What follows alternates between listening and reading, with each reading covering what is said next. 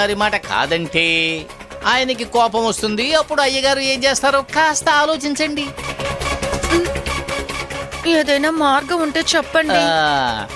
తొందరపడి మీరు హడావిడి చెయ్యకుండా తెలివిగా వ్యవహరించండి. అదే మీకు మంచిది. అంటే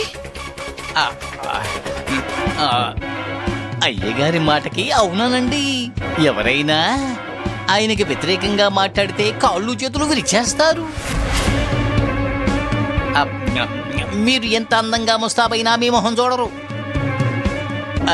మీరిక శాశ్వతంగా వంటగదికే అంకితం అవ్వాలి. ఆలోచించండి. వద్దు వద్దు వద్దు వద్దు.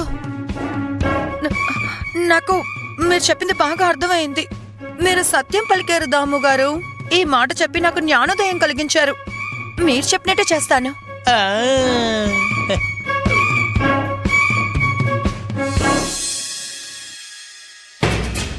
అందరి సమక్షంలోనూ చెప్తున్నాను శివప్ప, నా అప్పు తీర్చడానికి నీకు నవమి వరకు గడువిస్తున్నాను.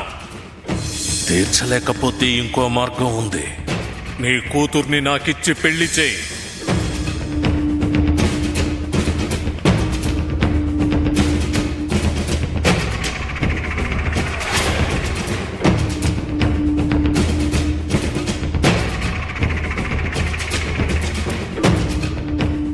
ఏమండి ఏమండి దిగులు పడుతున్నారా?